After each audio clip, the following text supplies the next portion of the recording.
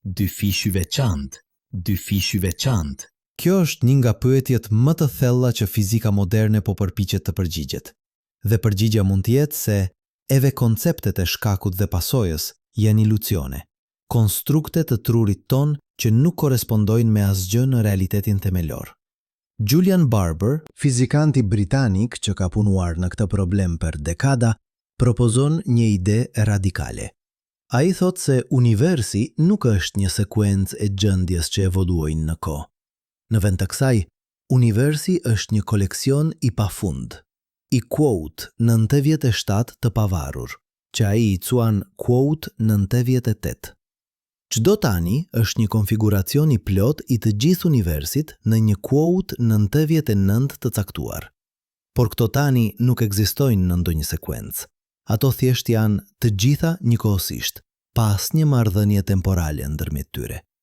Ajo që ne perceptojmë si rrjevje kohe është thjesht fakti se disa nga këto tani përmbajnë kujtime të tanive të tjera. Kur ju kujtoni të djeshmen, ju nuk po aksesoni një tani që _quote _50_ në të kaluarën. Ju thjesht po përjetoni një tani që përmban gjurmë të një tani tjetër. Kjo ide duket e çmendur, por ajo del natyrshëm nga përpjekjet për të bashkuar mekanikën kuantike me relativitetin e përgjithshëm. Kur fizikanët përpiqen të shkruajnë ekuacionet që përshkruajnë universin në nivelin më themelor, koha zhduket.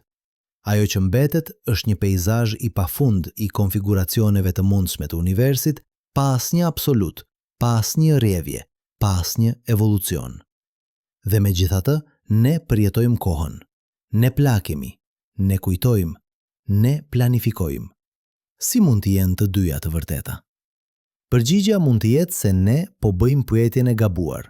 Ne po pyesim U-Q-U-O-T-E 92.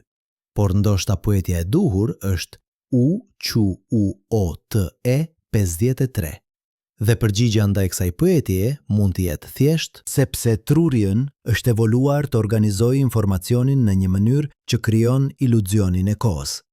Sepse kjo organizim ishte e dobishme për mbijetesën, sepse parardhësit tanë që mund të ndërtonin modele mendore të kuote 54 dhe kuote 55 kishin më shumë gjasa të mbijetonin se sa ata që nuk mund ta bënin këtë.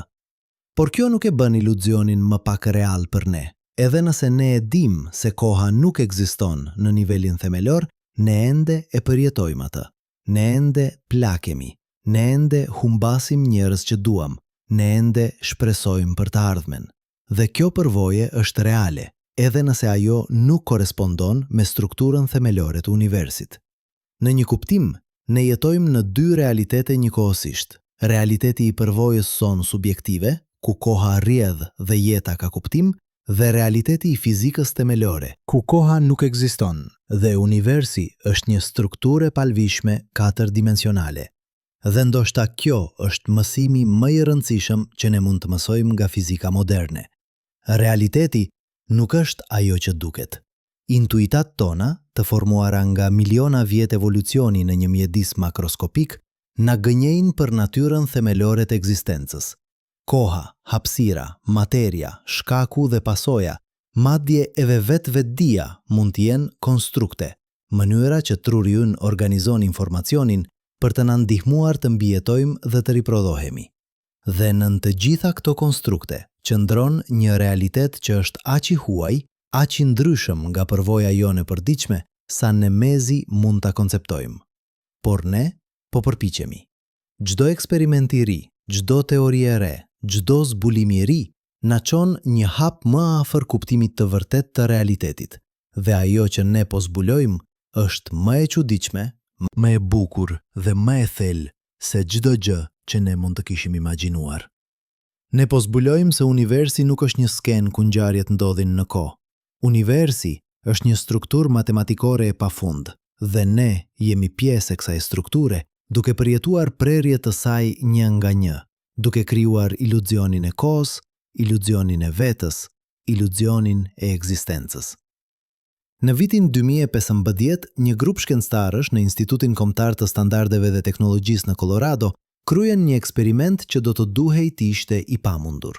Ata morën 2 orë atomike, pajisjet më të sakta për matjen e kohës që njerëzimi ka ndërtuar ndonjëherë dhe i vendosën ato në 2 tavolina të ndryshme.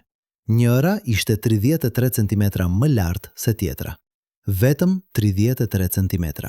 Dhe pastaj ata filluan të matën.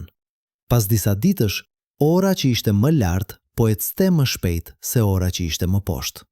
Jo shumë, vetëm disa pjesë në 10 në fucit të 16, por mjaftueshëm për të matur. Koha, fjalë për fjalë, po kalonte më shpejt 33 cm më lartë. Kjo nuk është teori, kjo nuk është spekulim filozofik. Kjo është matje drejt për drejt e një fakti që Albert Einstein e parashikoi në vitin 1915. Koha nuk është absolute. Koha nuk është një lum universal që rrjedh me të njëjtën shpejtësi kudo në univers. Koha është relative. Ajo varet nga graviteti, ajo varet nga shpejtësia, ajo varet nga pozicioni juaj në hapësirë kohë. Nëse ju qëndroni në majtë të një mali, ju po plakeni më shpejt se dikush që qëndron në nivel të detit.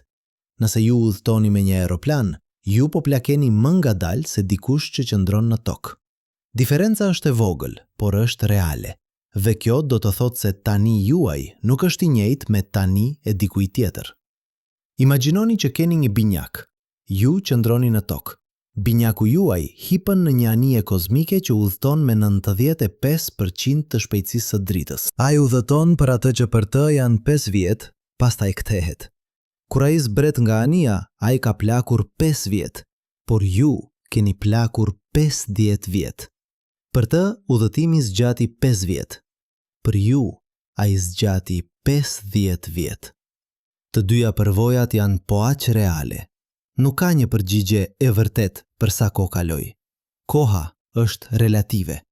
Dhe nëse koha është relative, atëherë çfarë do të thotë të thuash se diçka po ndodh tani? Kjo është arsyeja pse fizikanët thonë se koha nuk ekziston në kuptimin që ne zakonisht e mendojmë. Nuk ka një tani universal që të gjithë në univers e ndajnë. Çdo vëzhgues ka tani e vet, dhe këto tani nuk përputhen. Nëse ju shikoni një yll që është 100 vjet dritë larg, ju po shihni dritën që la atë yll 100 vjet më parë. Por 100 vjet më parë, sipas kujt? Sipas kornizës suaj referuese. Dikush që po udhton me shpejtësi të lartë në drejtim të atij ylli, do të shihte një tani krejtësisht të ndryshëm. Për ta, ylli mund të jetë në atë që ju do ta cuanit e ardhmja ose e kaluara juaj. Simultaneiteti është një iluzion i krijuar nga fakti që ne të gjithë po lvizim me shpejtësi të ulta krahasuar me shpejtësinë e dritës. Por mekanika kuantike shkon edhe më tej. Ajo nuk thot vetëm se koha është relative. Ajo thot se e kaluara nuk është fikse derisa të vëzhgohet.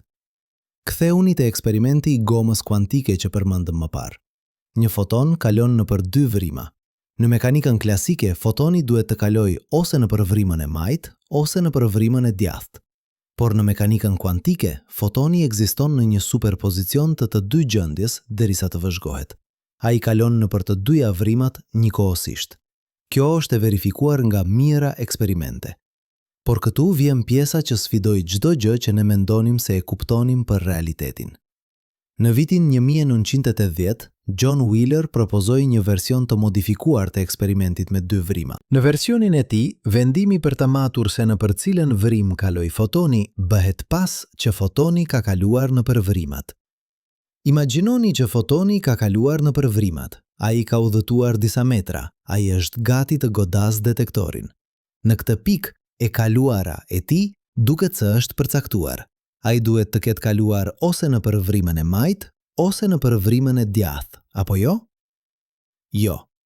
Nëse ju vendosni të matni se nëpër cilën vrim kaloi, ju do të gjeni se ai kaloi nëpër njërën. Nëse ju vendosni të mos e matni, ai do të tregojë një model interferimi që tregon se ai kaloi nëpër të 2 vrimat njëkohësisht. Vendimi juaj në të tashmen përcakton se çfarë ndodhi në të kaluarën. Kjo nuk është interpretim. Kjo nuk është filozofi. Kjo është ajo që eksperimentet tregojnë. Në vitin 2007, shkencëtarët në Vjenë e realizuan këtë eksperiment me fotone që kishin udhëtuar 150 metra. Në vitin 2013, shkencëtarët në Australi e realizuan me fotone që kishin udhëtuar disa kilometra. Rezultati ishte i njëjtë. Matja në të tashmen ndryshoi atë që kishte ndodhur në të kaluarën. E kaluara nuk është fikse. Ajo varet nga ajo që ne zgjedhim të vëzhgojmë në të tashmen. Tani mendoni se çfarë do të thotë kjo për kujtesën tuaj. Çdo kujtesë që ju keni është një gjendje e tanishme e trurit tuaj. Kur ju kujtoni diçka që ndodhi 10 vjet më parë, ju nuk po aksesoni një regjistrim të ruajtur diku në një arkiv. Ju po rikrijoni një gjendje të trurit bazuar në konfigurimin aktual të neuronëve tuaj. Dhe çdo herë që ju rikujtoni, ju e ndryshoni pak atë kujtesë. Studimet në neuroshkencë kanë treguar se çdo herë që ju aktivizoni një kujtesë, ajo bëhet e paqëndrueshme për një periudhë të shkurtër kohe. Gjatë kësaj periudhe, kujtesa mund të modifikohet nga informacioni i ri, nga emocionet e tanishme, nga konteksti aktual. Pastaj, ajo rikonsolidohet në një formë të re. Në vitin 2010, shkencëtarët në Universitetin e New Yorkut kryen një eksperiment, ku njerëzit mësuan të shoqërojnë një ngjyrë të caktuar me një tingull të caktuar.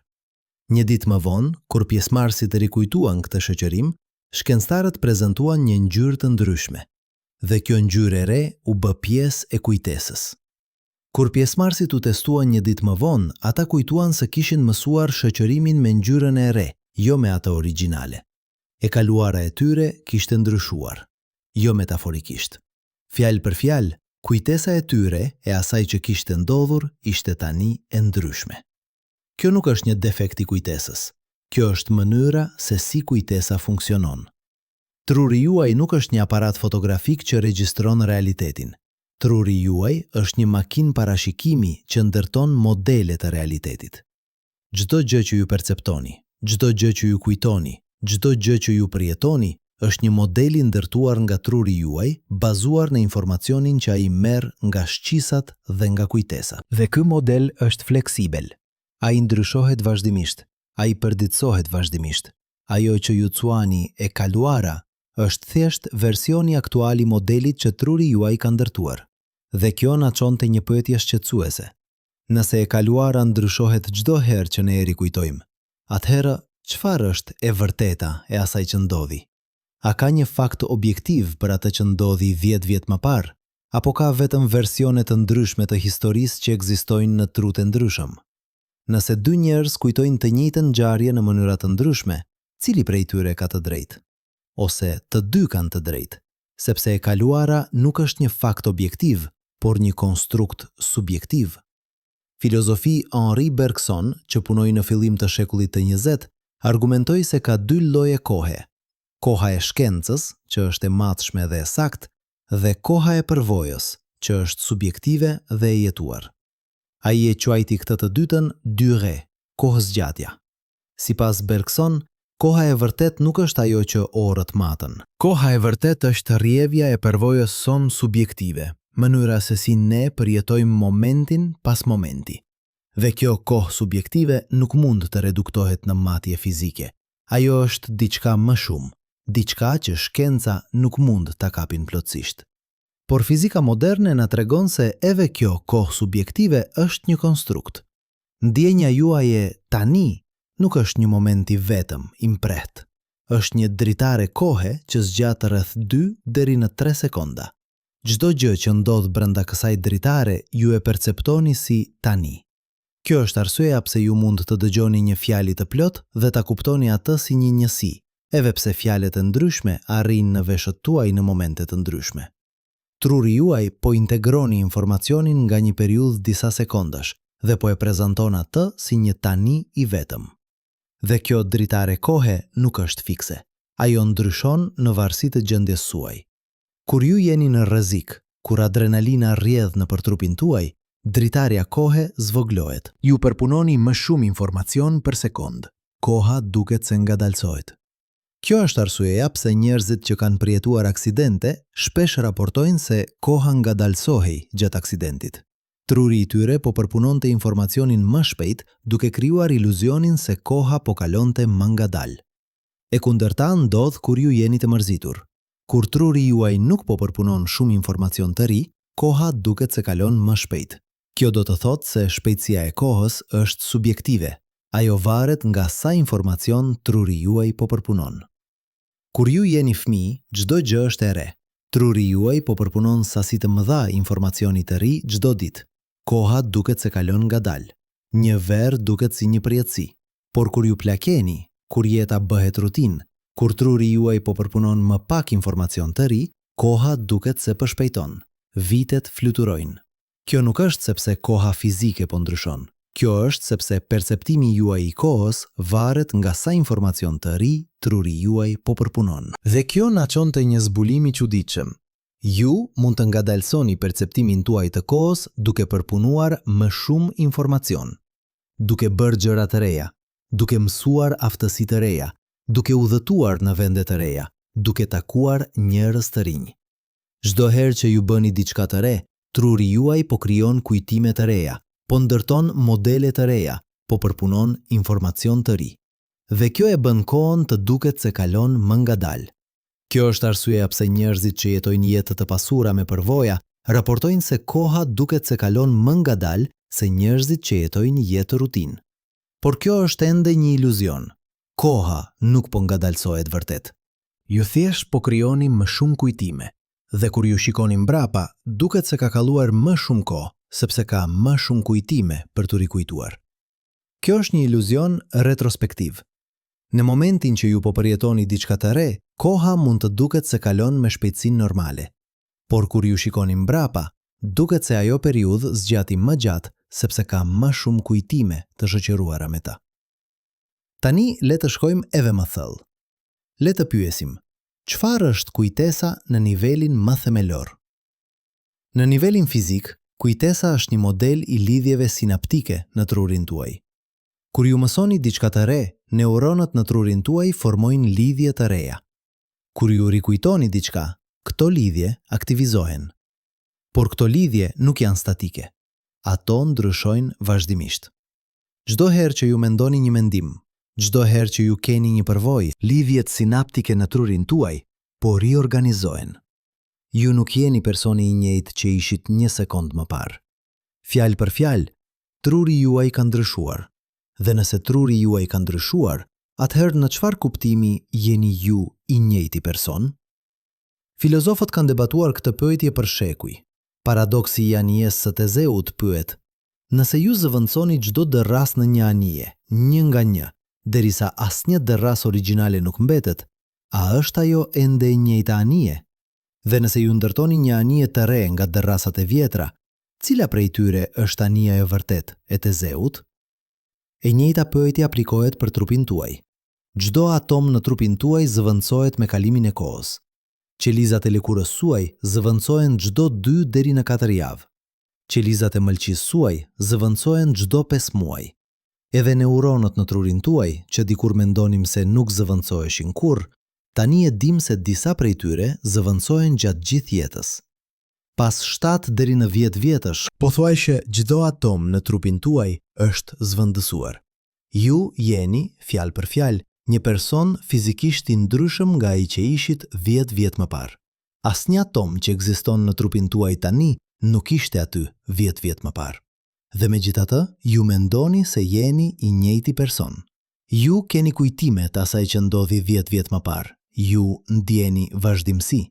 Por kjo vazhdimsi është një iluzion.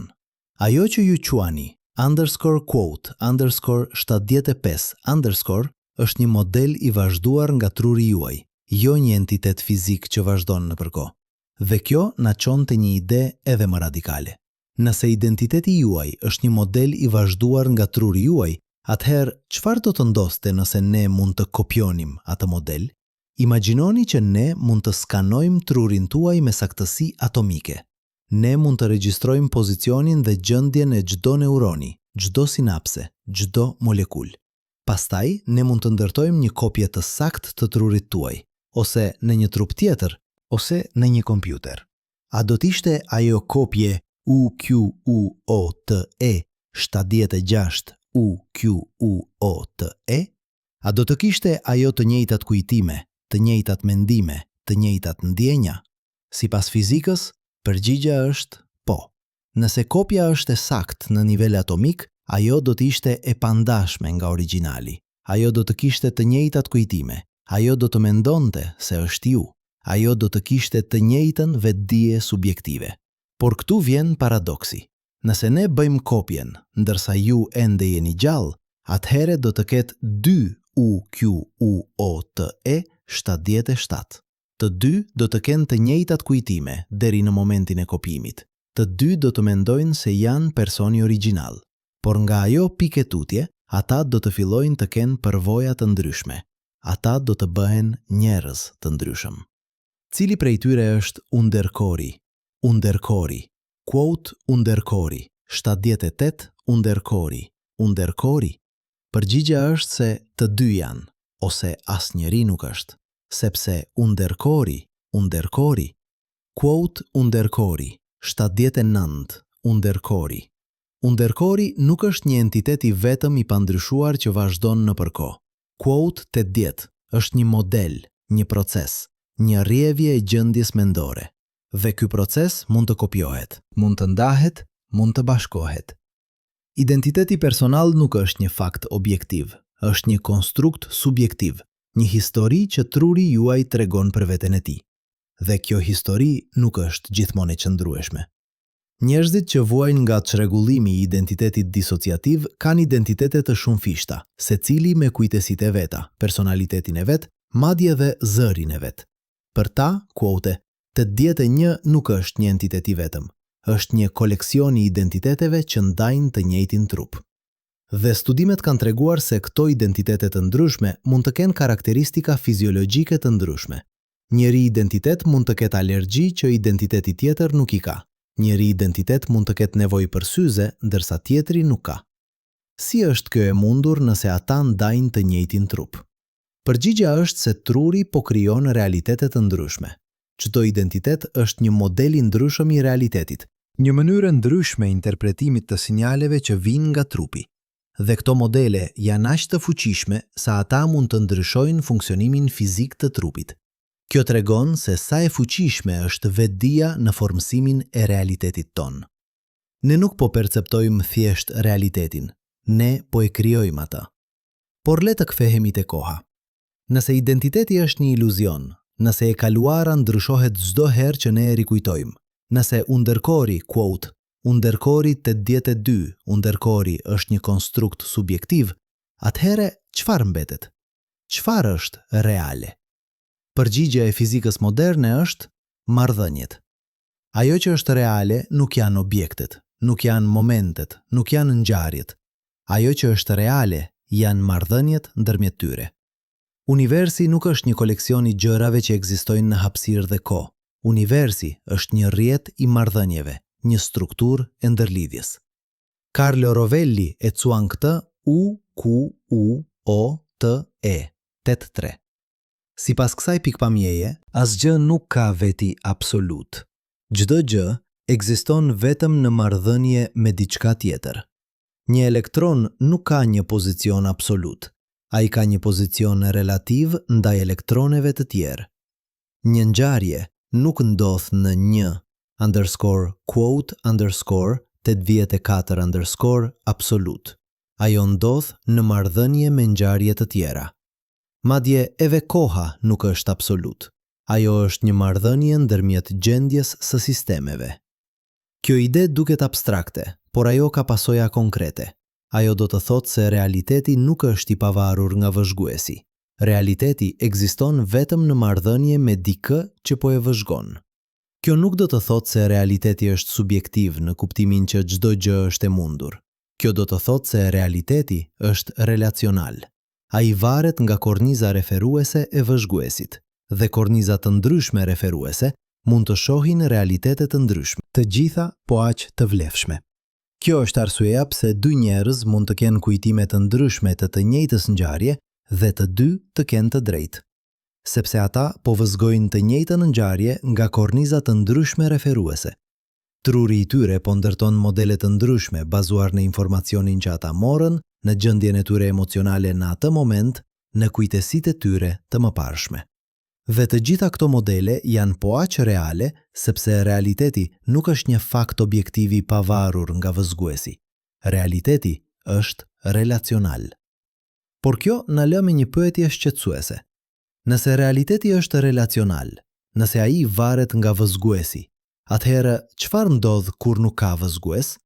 A ekziston universi kur askush nuk po e vëzhgon? Kjo është një nga pyetjet më të thella të mekanikës kuantike. Sipas interpretimit të Kopenhagës i propozuar nga Niels Bohr dhe Werner Heisenberg në vitet 20, një sistem kuantik nuk ka veti të përcaktuara derisa të vëzhgohet. Para vëzhgimit, sistemi ekziston në një superpozicion të gjitha gjendjes së mundshme. Vetëm akti i vëzhgjimit e bën sistemin të një gjendje. Por kjo ngrej një paradoks. Nëse vëzhgjimi krijon realitetin, atëhere kush po vëzhgonte universin para se të ekzistonin vëzhgues? Si mund të ketë ekzistuar universi për miliarda vjet para se të evoluonte jeta inteligjente? Një përgjigje e mundshme është se vëzhgjimi nuk kërkon një vëzhgues të vetëdijshëm. Çdo ndërveprim fizik mund të konsiderohet si një UQUOTE 96. Kur një foton godet një atom, ajo po atomin. Kur dy grinca ndërveprojnë, ato po njëra tjetrën. Në këtë kuptim, universi po vëzhgon veten vazhdimisht, por kjo ende nuk e zgjidh plotësisht problemin. Sepse nëse çdo ndërveprim është një vëzhgjim, atëhere universi duhet të jetë në një gjendje të përcaktuar në çdo moment. Por mekanika kuantike na tregon se kjo nuk është e vërtetë. Sistemet kuantike mund të ekzistojnë në superpozicione, në gjendje që janë një kombinim i gjendjes së shumë fishta njëkohësisht. Dhe këto superpozicione janë reale. Ato nuk janë thjesht mungesa e informacionit, ato janë një veçori themelore e realitetit. Kjo na çon te interpretimi i shumë botëve, i propozuar nga Hugh Everett në vitin 1957. Sipas këtij interpretimi, çdo herë që një sistem kuantik _quote_të vjetë 9_ universi ndahet në dega të shumë fishta, në një deg sistemi është në një gjendje. Në një deg tjetër, ai është në një gjendje tjetër. Të gjitha degët janë po aq reale, të gjitha ekzistojnë njëkohësisht, dhe çdo vëzhgues ekziston në të gjitha degët, por çdo version i vëzhguesit është i vetëdijshëm vetëm për degën e vet. Kjo do të thotë se çdo herë që ju bëni një zgjedhje, universi ndahet. Në një deg ju zgjodhët të lexoni këtë tekst, në një deg tjetër ju zgjodhët të bëni diçka tjetër. Të dyja degët ekzistojnë, të dyja versionet e jush ekzistojnë, por ata nuk mund të komunikojnë me njëri tjetrin. Çdo version i jush është i vetëdijshëm vetëm për degën e vet të realitetit. Dhe numri i degëve është i pafund. Çdo moment, universi po ndahet në një numër të pafund të degëve, duke krijuar një multivers i pafund i realiteteve paralele. Kjo ide duket e çmendur, por ajo del natyrshëm nga matematika e mekanikës kuantike. Nëse ju merrni ekuacionet e mekanikës kuantike seriozisht, nëse ju nuk shtoni asnjë postulat shtesë për _quote_90_ atëherë interpretimi i shumë botëve është pasoja logjike. Dhe shumë fizikan modern e marrin këtë interpretim seriozisht. Jo sepse ata kanë prova të drejtpërdrejta për ekzistencën e botëve paralele, por sepse është interpretimi më i thjeshtë i matematikës. Por le të mendojmë se çfarë do të thotë kjo për kohën. Nëse universi po ndahet vazhdimisht në dega të shumë fishta, atëherë çfarë është _quote_91_? E ardhmja nuk është një rrugë vetme që universi do të ndjek. E ardhmja është një pemë e degëzuar, e pafund e mundësive, të gjitha po aq reale. Çdo zgjedhje që ju bëni, çdo ngjarje që ndodh, krijon dega të reja, dhe të gjitha këto dega ekzistojnë njëkohësisht në strukturën 4-dimensionale të universit. Kjo do të thotë se e ardhmja tashmë ekziston, jo në kuptimin që ka një e ardhme e vetme e përcaktuar, por në kuptimin që të gjitha e ardhmet e mundshme ekzistojnë njëkohësisht. Çdo version i mundshëm i jush në të ardhmen ekziston në një degë të ndryshme të universit, dhe versioni i jush që po lexon këto fjalë tani është vetëm një nga një numër i pafund versionesh që ekzistojnë në dega të ndryshme. Kjo ide është e vështirë për të përballuar. Ajo sfidoni çdo gjë që ne mendojmë se e dim për identitetin, për zgjedhjen, për përgjegjësinë. Nëse çdo zgjedhje e mundshme realizohet në një degë të ndryshme, Atëhere, çfarë do të thotë të bësh një zgjedhje? A keni ju vërtet vullnet të lirë? Apo jeni thjesht duke ndjekur një deg të paraqaktuar të pemës së mundësive? Përgjigja mund të jetë se të dyja janë të vërteta. Ju keni vullnet të lirë në kuptimin që ju po bëni zgjedhje reale që ndikojnë në degën e realitetit që ju po përjetoni. Por nga një perspektivë më e gjerë, të gjitha zgjedhjet e mundshme po realizohen në dega të ndryshme. Vullneti i lirë dhe determinizmi nuk janë në kundërshtim. Ata janë dy mënyra të ndryshme për të parë të njëjtën realitet. Dhe kjo na çon mbrapa te pyetja fillestare. Çfarë është koha? Nëse e kaluara ndryshohet nga vëzhgjimi në të tashmen, nëse e ardhmja ekziston si një pemë e pafundë mundësive, nëse tani është një konstrukt subjektiv që varet nga korniza e vëzhguesit, atëhere koha nuk është ajo që ne mendonim se ishte. Koha nuk është një lumë që rrjedh nga e kaluara në të ardhmen. Koha është një dimension i strukturës së universit, po aq real dhe po aq iluzor sa dimensionet hapësinore. Kur ju lvizni nëpër hapësirë, ju nuk po shkoni diku. Ju thjesht po ndryshoni pozicionin tuaj në strukturën tredimensionale të hapësirës. E njëjta gjë është e vërtet për kohën. Kur ju lëvizni nëpër kohë, ju nuk po shkoni nga e kaluara në të ardhmen. Ju thjesht po përjetoni prerje të ndryshme të strukturës katërdimensionale të universit. Dhe këto prerje ekzistojnë të gjitha njëkohësisht, po aq reale sa pozicioni juaj aktual në hapësirë. Kjo është arsyeja pse fizikanët thonë se koha është një iluzion. Jo sepse ajo nuk ekziston fare, por sepse ajo nuk ekziston në mënyrën që ne mendojmë. Koha nuk rrjedh. Koha nuk kalon. Koha thjesht është.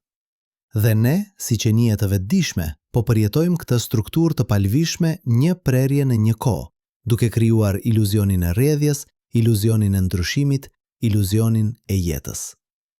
Në vitin 2019, një grua në Kaliforni u zgjua në mëngjes dhe nuk e njohu fytyrën në pasqyrë. Ajo nuk kishte humbur kujtesën. Ajo kujtonte emrin e saj, familjen e saj, jetën e saj. Por kur ajo shikoi në pasqyrë, fytyra që ajo pa nuk ishte fytyra që ajo priste të shihte. Ajo ishte më e vjetër, shumë më e vjetër. Ajo kujtonte se ishte 25 vjeç, por fytyra në pasqyrë ishte e një gruaje 50 vjeçare. 25 vjet kishin zhduken nga perceptimi i saj i kohës, jo nga kujtesa e saj. Ajo kujtonte ngjarjet e atyre 25 vjetëve, por ato nuk ndiheshin si 25 vjet. Ato ndiheshin si një javë, ndoshta një muaj. Truri i saj kishte humbur aftësinë për të koduar kohëzgjatjen. Ajo jetonte në një të tashme të përjetshme, ku e kaluara ishte një koleksion i ngjarjeve pa distancë temporale. Ky rast, i dokumentuar nga neurologu Oliver Sacks, na tregon diçka thelbësore. Perceptimi i kohës nuk është një matje pasive e një realiteti objektiv. Është një konstrukt aktiv i trurit, një proces që mund të prishet, që mund të shtrembrohet, që mund të zhduket plotësisht. Dhe kur ai priset, ne shohim se sa e brisht është iluzioni jonë e kohës. Ne shohim se koha që ne përjetojmë nuk është koha e universit, është koha e trurit ton. Por le të shkojmë më thellë. Le të pyesim, si e ndërton truri ky iluzion? Si e krijon ai ndjenjen e rrjedhjes, ndjenjen e vazhdimësisë, ndjenjen e të qenit në një tani që po lëviz nga e kaluara drejt së ardhmes? Përgjigja qëndron në një strukturë të vogël në qendër të trurit tuaj që quhet hipokamp. Hipokampi është motori i kujtesës. Ai merr informacion nga të gjitha pjesët e trurit, ai e integron atë informacion dhe ai krijon kujtime. Por hipokampi bën diçka më shumë se kaq. Ai krijon një hartë temporale të përvojës suaj. Studimet me kafshë laboratorike kanë treguar se hipokampi përmban qeliza të veçanta që quhen qeliza kohe. Këto qeliza aktivizohen në sekuenca të caktuara kur kafsha përjeton një ngjarje. Qeliza e parë aktivizohet në fillim të ngjarjes. Qeliza e dytë aktivizohet pak më vonë. Qeliza e tretë aktivizohet edhe më vonë, dhe kështu me radhë. Kur kafsha më vonë rikujton atë ngjarje, e njëjta sekuencë qelizave aktivizohet, duke riluajtur përvojën në të njëjtën sekuencë temporale. Kjo është mënyra se si truri kodon kohën. jo si një dimension i jashtëm, por si një sekuencë të brendshme të aktivizimit neural. Por këtu vjen pjesa e çuditshme. Këto sekuenca nuk janë fikse. Ato mund të përshpejtojnë. Ato mund të ngadalsojnë. Ato mund të luhen mbrapsht. Në vitin 2015, shkencëtarët në Institutin Teknologjik të Massachusettit zbuluan se kur minjt flen, hipokampi i tyre riluan përvojat e ditës me një shpejtësi 20 herë më të shpejt se sa ato ndodhen në realitet. 20 herë më shpejt. Një përvojë që zgjati 20 minuta riluhet në 1 minutë. Truri po përpunon kohën si një skedar audio që mund të përshpejtohet ose ngadalsohet sipas nevojës. Dhe kjo nuk ndodh vetëm gjatë gjumit. Kjo ndodh çdo herë që ju rikujtoni diçka. Kur ju kujtoni një bisedë që zgjati 1 orë, ju nuk po riluani atë bisedë në kohë reale. Ju po riluani një version të kompresuar, një përmbledhje, një sekuencë të zgjedhur të momenteve kyçe. Truri juaj po përshpejton kohën, dhe ndonjëherë ai e ngadalson atë. Kur ju kujtoni një moment emocional intensiv, një aksident, një puthje e parë, një lajm tragjik, truri juaj riluan atë moment në detaje të ngadalsuara, duke e bërë atë të duket më i gjatë se sa ishte në realitet. Kjo do të thotë se koha e kujtesës nuk korespondon me kohën e përvojës, dhe as koha e përvojës nuk korespondon me kohën e universit. Ne jetojmë në 3 kohë të ndryshme njëkohësisht: koha fizike e universit, koha subjektive e përvojës dhe koha e rekonstruktuar e kujtesës. Dhe asnjëra prej tyre nuk është e vërteta. Të gjitha janë konstrukte, mënyra të ndryshme që truri organizon informacionin. Tani, imagjinoni që ju mund të manipuloni këto konstrukte. Imagjinoni që ju mund të ngadalsoni perceptimin tuaj të kohës me vullnet. Kjo nuk është shkencë fantazi. Kjo është diçka që njerëzit bëjnë çdo ditë nëpërmjet meditimit. Studimet me meditues të përvojshëm kanë treguar se ata mund të zgjasin tani e tyre. Ndërsa një person normal përjeton një tani që zgjat rreth 2 deri në 3 sekonda, medituesit e përvojshëm mund të zgjasin këtë dritare deri në 10 sekonda ose më shumë. Ata po përjetojnë më shumë të tashme për sekond. Ata po jetojnë në një kohë më të ngadalsuar. Por si është kjo e mundur? Si mund të ndryshojë truri perceptimin e kohës me vullnet? Përgjigja qëndron në një rrjet i neuronëve që quhet rrjeti i modalitetit të paraqaktuar, ose Default Mode Network. Ky rrjet aktivizohet kur ju nuk jeni të fokusuar në një detyrë të jashtme, kur ju po ndërroni me sy hapur, kur ju po mendoni për të kaluarën ose të ardhmen, kur ju po planifikoni, kur ju po shqetësoheni. Ky rrjet është përgjegjës për krijimin e ndjenjes suaj të vetes, të identitetit tuaj, të vazhdimësisë suaj nëpër kohë. Dhe ky rrjet konsumoni energji të jashtëzakonshme. Edhe kur ju mendoni se jeni duke u çlodhur, ky rrjet po punon me intensitet të plot, duke ndërtuar narrative për të kaluarën, duke simuluar e ardhmja, duke krijuar iluzionin e një ju që vazhdon nëpër kohë. Por meditimi e çaktivizon këtë rrjet. Kur ju meditoni, kur ju fokusoheni në momentin e tanishëm, aktiviteti në rrjetin e modalitetit të paraqaktuar bie. Dhe kur ai bie, ndjenja e kohës ndryshon. E kaluara dhe e ardhmja zbehen. Mbetet vetëm e tashmja. Dhe kjo e tashme bëhet më e gjerë, më e thellë, më e pasur. Kjo është arsyeja pse medituesit e përvojshëm shpesh raportojnë se koha ngadalsohet ose madje ndalon gjatë meditimit të thellë. Ata nuk po përjetojnë kohën në mënyrën normale. Ata po përjetojnë një gjendje të vetdijes ku dalimi ndërmjet së kaluarës, së tashmes dhe së ardhmes zbehen. Ata po përjetojnë diçka që i afrohet universit blok që fizika përshkruan. Një gjendje ku të gjitha momentet ekzistojnë njëkohësisht. Por kjo ngre një pyetje shqetësuese. Nëse ne mund të ndryshojmë perceptimin ton të kohës me vullnet, atëherë cila është perceptimi i vërtet? A është koha që ne përjetojmë në gjendje normale, më reale se koha që medituesit përjetojnë? Apo është e kundërta? Apo asnjëra nuk është më reale se tjetra, sepse të dyja janë konstrukte të trurit? Fizika na tregon se asnjë perceptim i kohës nuk është i vërtet në kuptimin absolut. Koha e universit, siç e përshkruajnë ekuacionet e fizikës, nuk i ngjan asnjërës prej këtyre përvojave subjektive.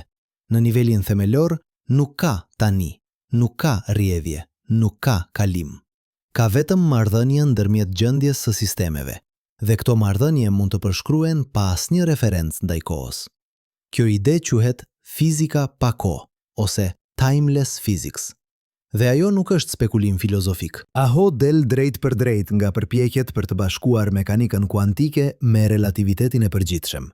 Kur fizikanët shkruajnë ekuacionet që përshkruajnë universin në nivelin më themelor, koha zhduket nga ekuacionet.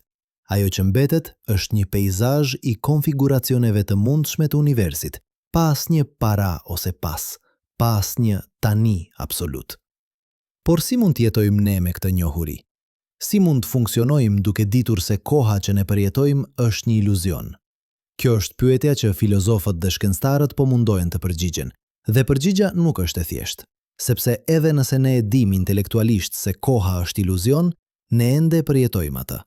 Ne ende ndjejmë se e kaluara është e ndryshme nga e ardhmja. Ne ende plakemi. Ne ende humbasim njerëz që duam. Dhe këto përvoja janë reale për ne, pavarësisht se çfarë na tregon fizika. Ndoshta përgjigja qëndron në pranimin e dy niveleve të realitetit. Ka realiteti i përvojës son subjektive, ku koha rrjedh dhe jeta ka kuptim, dhe ka realiteti i fizikës themelore, ku koha nuk ekziston dhe universi është një strukturë palvishme matematikore. Të dyja janë reale në mënyrat e tyre. Të dyja janë të vlefshme. Dhe ne nuk duhet të zgjedhim ndërmjet tyre. Ne mund të jetojmë në të dyja njëkohësisht. Kjo ide ka një emër në filozofi: kompatibilizmi. Është idea se dy gjëra që duken në kundërshtim mund të jenë të dyja të vërteta në nivele të ndryshme të përshkrimit. Ashtu si drita mund të jetë si val dhe grimc njëkohësisht, koha mund të jetë si iluzion dhe realitet njëkohësisht. Në nivelin e përvojës son të përdiqme, koha është reale, ajo rrjedh, ajo kalon, ne plakemi. Por në nivelin e fizikës themelore, koha nuk ekziston. Të dyja përshkrimet janë të sakta, ato thjesht përshkruajnë nivele të ndryshme të realitetit. Por le të shkojmë edhe më thellë. Le të pyesim: çfarë do të thotë të jetosh duke ditur se koha është iluzion? Si ndryshon kjo mënyrën se si ne i afrohemi jetës? Një përgjigje e mundshme është se na çliron nga ankthi i së ardhmes dhe pendimi i së kaluarës. Nëse e kaluara dhe e ardhmja ekzistojnë njëkohësisht me të tashmen, nëse të gjitha momentet e jetës son janë po aq reale, atëherë nuk ka kuptim të shqetësohemi për atë që ka kaluar ose atë që do të vijë. Të gjitha janë aty, në strukturën 4-dimensionale të universit, po aq reale sa momenti që ne po përjetojmë tani. Kjo ide ka një emër në filozofinë stoike: amor fati, dashuria e fatit. Është ideja se ne duhet të pranojmë dhe të duam çdo gjë që ndodh, sepse çdo gjë që ndodh është pjesë e strukturës së universit. Nuk ka kuptim të luftojmë kundër asaj që është. Nuk ka kuptim të dëshirojmë që e kaluara të ishte ndryshme. E kaluara është ajo që është, dhe ajo ekziston përgjithmonë në strukturën e universit. E ardhmja është ajo që do të jetë, dhe ajo tashmë ekziston në strukturën e universit. Roli ynë nuk është të ndryshojmë atë që është, por të përjetojmë atë me vetëdije të plot. Por kjo ngren një pyetje për vullnetin e lirë. Nëse e ardhmja tashmë ekziston, nëse çdo moment i jetës son është i fiksuar në strukturën 4-dimensionale të universit, atëherë a kemi ne vullnet të lirë? A mund të bëjmë zgjedhje reale që ndryshojnë të ardhmen? Apo jemi thjesht duke ndjekur një rrugë të paraqaktuar? Kjo është një nga pyetjet më të vjetra dhe më të vështira të filozofisë, dhe fizika moderne nuk e ka zgjidhur atë. Por ajo na ka dhënë një perspektivë të re. Sipas interpretimit të shumë botëve të mekanikës kuantike, çdo zgjedhje që ne bëjmë krijon dega të reja të realitetit. Në një deg ne zgjedhim një gjë. Në një deg tjetër ne zgjedhim diçka tjetër. Të dyja degët janë po aq reale, të dyja ekzistojnë, dhe versioni i nesh që po përjeton këtë deg është i vetëdijshëm vetëm për zgjedhjet që ai bëri në këtë deg. Kjo do të thotë se ne kemi vullnet të lirë në kuptimin që zgjedhjet tona janë reale dhe kanë pasoja reale për degën e realitetit që ne po përjetojmë. Por nga një perspektivë më e gjerë, të gjitha zgjedhjet e mundshme po realizohen në dega të ndryshme. Vullneti i lirë dhe determinizmi nuk janë në kundërshtim. Ata janë dy mënyra të ndryshme për të parë të njëjtën realitet. Nga brenda ne përjetojmë vullnet të lirë, nga jashtë universi duket deterministik. Të dyja janë të vërteta. Por kjo na lë me një pyetje ekzistenciale. Nëse çdo version i mundshëm i nesh ekziston në dega të ndryshme të universit, atëherë cili version është vërtet ne? A jemi ne versioni që po lehtëson këto fjalë tani? Apo jemi koleksioni i të gjithë versioneve që ekzistojnë në të gjitha degët? Apo jemi diçka më shumë, një strukturë 4-dimensionale që shtrihet nga lindja deri në vdekje në të gjitha degët e mundshme? Përgjigjja mund të jetë se të gjitha këto përshkrime janë të sakta. Ne jemi versioni që po përjeton këtë moment në këtë degë. Ne jemi gjithashtu koleksioni i të gjithë versioneve në të gjitha degët. Ne jemi gjithashtu struktura 4-dimensionale që shtrihet në përhapësirë kohë. Identiteti nuk është një gjë e vetme, e fiksuar. Është një perspektivë, një mënyrë e shikimit të strukturës së universit. Dhe kjo na çon te një zbulim i thellë. Ne nuk jemi qenie që ekzistojnë në kohë. Ne jemi koha. Ne jemi procesi i ndryshimit. Ne jemi rrjedhja e përvojës. Ne jemi sekuenca e gjendjes mendore që krijon iluzionin e vazhdimësisë. Nuk ka një ju që vazhdon nëpër kohë. Ka vetëm një sekuencë të momenteve të vetdijes, secili i pavarur, secili i plot në vetvete, por të lidhur nga gjurmët e kujtesës. Kjo ide është e vështirë për të përballuar. Ajo sfidon ndjenjen tonë më themelore të vetës. Ne ndjejmë se jemi një entitet i vetëm që vazhdon nga e kaluara në të ardhmen. Por kjo ndjenjë është një iluzion i krijuar nga truri. Në realitet, ne jemi një koleksion i momenteve të pavarura, secili po aq real sa tjetri. Të gjitha ekzistojnë njëkohësisht në strukturën e universit. Por nëse kjo është e vërtet, atëherë çfarë do të thotë të vdesësh? Nëse të gjitha momentet e jetës son ekzistojnë përgjithmonë në strukturën e universit, atëherë në çfarë kuptimi vdisim ne? Vdekja është thjesht fundi i sekuencës së momenteve që përbëjnë jetën tonë. Por ato momente nuk zhduken. Ato janë aty, në strukturën 4-dimensionale të universit, po aq reale pas vdekjes son, sa ishin gjatë jetës son. Kjo ide ka një emër në filozofi, eternalizmi. Është ideja se të gjitha momentet e kohës ekzistojnë njëkohësisht, dhe asgjë nuk vërtet. E kaluara nuk është shkuar, e ardhmja nuk është ende këtu.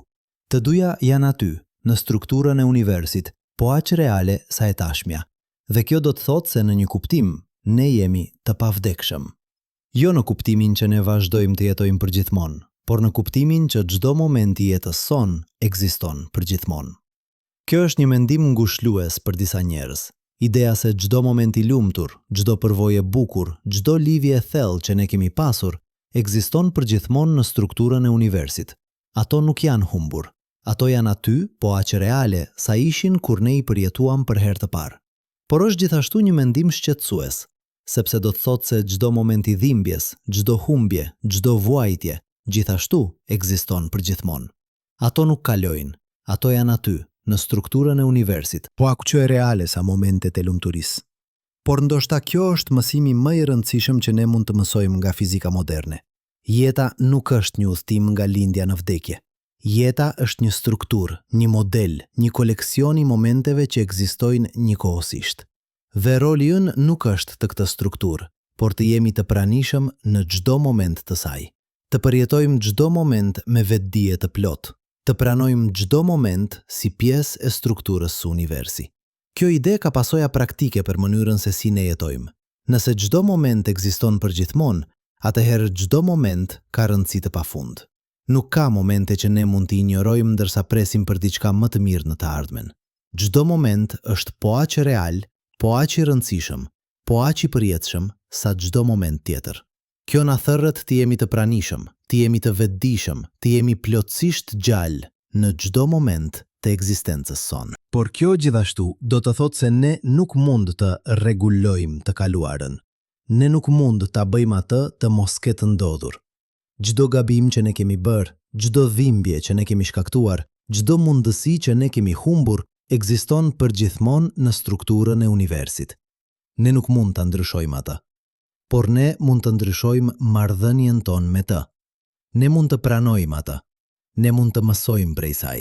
Ne mund të integrojmë atë në kuptimin që ne I japim jetës sonë. Dhe kjo na çon te një pyetje thelbësore. Nëse koha është iluzion, nëse e kaluara dhe e ardhmja ekzistojnë njëkohësisht me të tashmen, atëherë çfarë është kuptimi I jetës?